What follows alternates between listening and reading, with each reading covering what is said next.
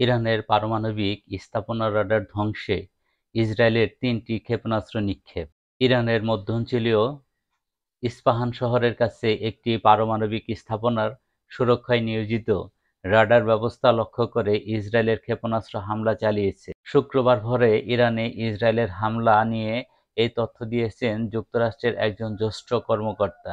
মার্কিন ওই কর্মকর্তা এবিসি নিউজকে বলেন, শুক্রবার ভোরে ইরানি সীমান্তের বাইরে থেকে ইসরায়েলি জঙ্গি বিমান ৩টি ক্ষেপণাস্ত্র নিক্ষেপ করে। ইসরায়েলিরা ইস্পাহানের কাছে একটি আকাশ প্রতিরক্ষা ব্যবস্থা রাডার স্থাপন লক্ষ্য করে এই হামলা চালান। এই রাডার নাতানজ পারমাণবিক স্থাপনার নিরাপত্তায় নিয়োজিত। যুক্তরাষ্ট্রের ওই কর্মকর্তা বলেছেন, প্রাথমিকভাবে মূল্যায়ন হচ্ছে ইসরায়েলি ক্ষেপণাস্ত্র লক্ষ্যবস্তুতে আঘাত হেনেছে। এ বিষয়ে আরও খোঁজখবর নেওয়া হচ্ছে। তার মতে, ইরানকে একটি বার্তা দেওয়ার জন্য এ হামলা চালানো হয়েছে। তা হলো, ইসরায়েলের এ ধরনের হামলা চালানোর সক্ষমতা আছে।